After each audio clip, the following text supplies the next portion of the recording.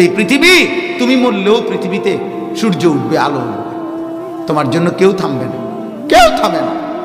স্বার্থপর দুনিয়া বেটা, ধোকা বেটা, ধোকা, ধোকা বেটা। বাপ মরলে যেদিন কান্দে দাফন করে, ওই দিন রাইতেও জিভুতে ভাত খায়। খবর লাগাও বেটা, সেদিন রাতেও ভাত খায়, সেই দিনও ভাত খায়। এই জন্য বললাম স্বার্থপরই দুনিয়া, স্বার্থপর।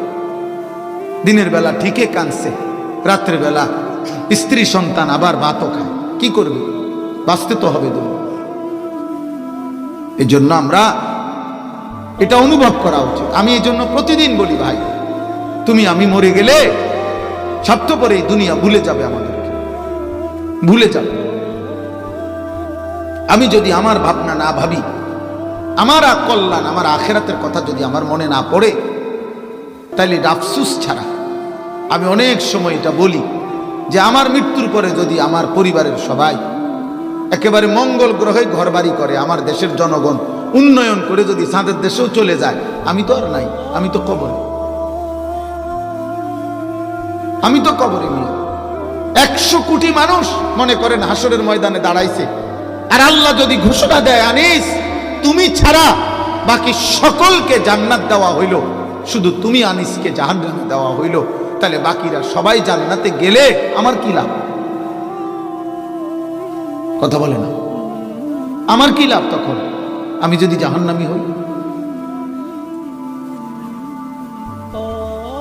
বলে তাকাবেন না, এটার দিকে তাকাবেন না, এটার কাজ করুন, আপনি আপনার কাজ করুন।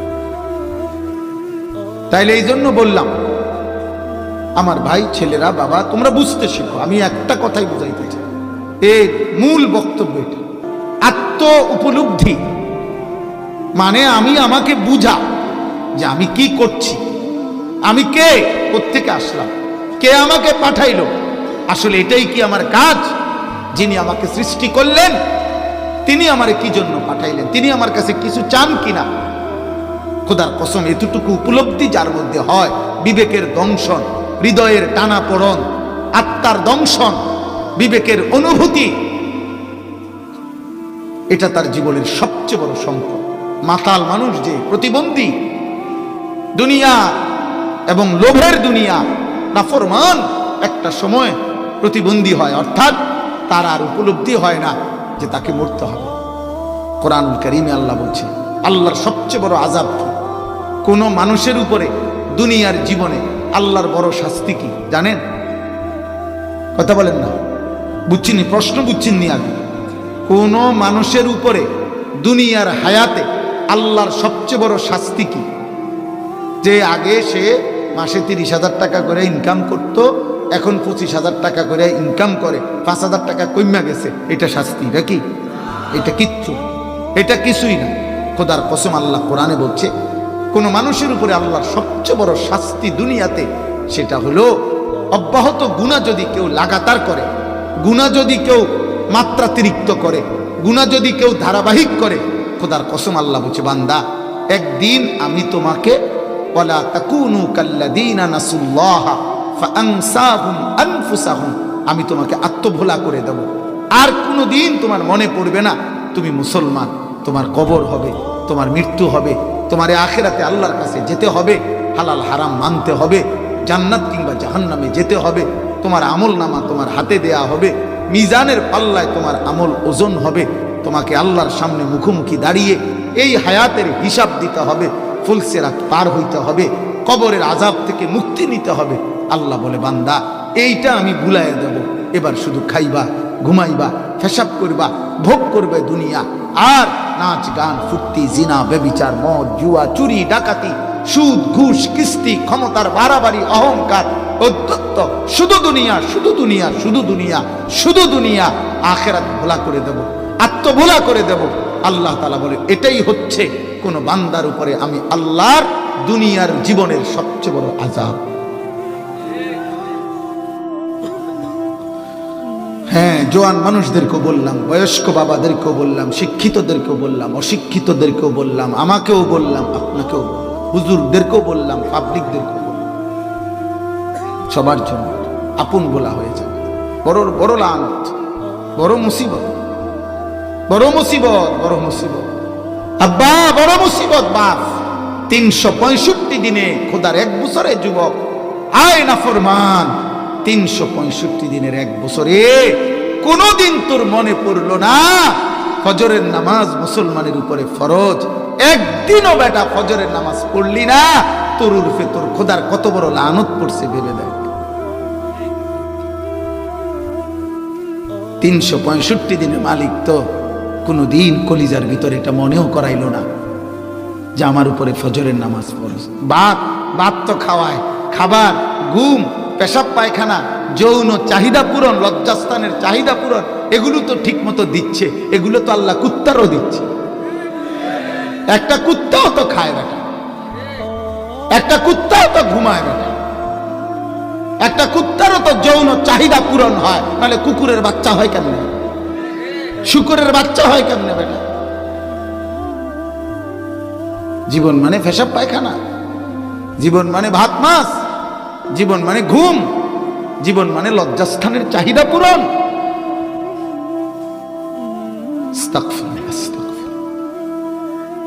ওয়ালা তাকুনু কাল্লাযীনা নাসুল্লাহ ফাআনসাহুম আনফুসাহুম। আল্লাহ বলেন, মুমিন আমি আল্লাহকে এই পরিমাণ ভুলে যেও না। বেশি দিন আমাকে ভুলে গেলে একদিন আমি তোমার পরিচয় তোমাকে ভুলিয়ে দেব, আপন ভোলা করে দেব, আত্মভোলা করে দেব। উলাইকা হুমুল ফাসিকুন। আল্লাহ বলেন, যখন আপন ভোলা হয়ে যাবা, আর কোনোদিন মনে পড়বে না আখিরাত, কবর, পরকাল, আর কোনোদিন হালাল হারামের পার্থক্যও মনে হবে না, জায়েজ না জায়েজ, উচিত অনুচিত আলাদা কোনো পার্থক্য জ্ঞান হবে না। সেদিন মনে রাখবা তোমার পরিচয় হবে মানুষ না, বরং প্রকাশ্য পাপী। হ্যাঁ, মনে রাখবেন বাপ, পাপীর পরিচয় কোনোদিন মানুষ হয় না, পাপের পরিচয় হয়। আমি এটা সব সময় বলি। কোন সুদখোর তারে মানুষ মানুষ বলে না, সুদখোর বলে। কোন ঘুষখোর তারে মানুষ মানুষ বলে না, ঘুষখোর বলে। হ্যাঁ হ্যাঁ, কোন মদখোর, গাঁজাখোর তারে মানুষ মানুষ বলে না, মদখোর কয়, মদখোর, গাঁজাখোর, ফুট্টাখোর, বাবাখোর, ডালখোর, ইয়াবাখোর, হারামখোর।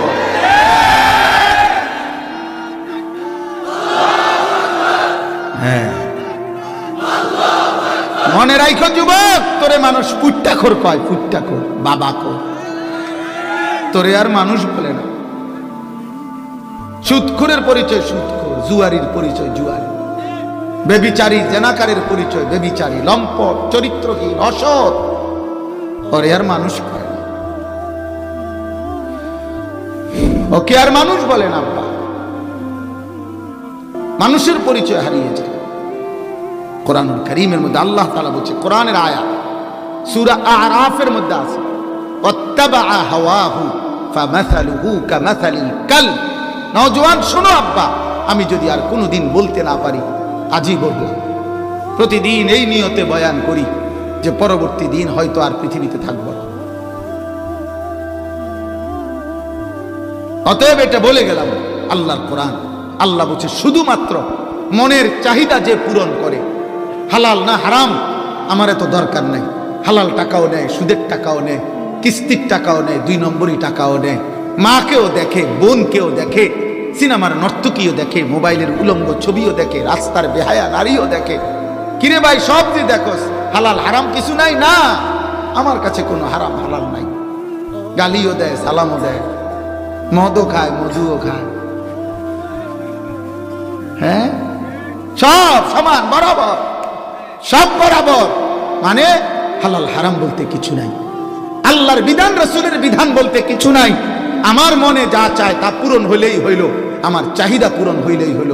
আল্লাহর কসমে কোরআনে আল্লাহ বলছে, মনের চাহিদা শুধু যে অনুসরণ করে, ফামাসালুহু কামাসালিল কালব, তার উদাহরণ, তার দৃষ্টান্ত কামাসালিল কালব, কুত্তার মতো, কুত্তার মতো, কুত্তার মতো, কুত্তার মতো।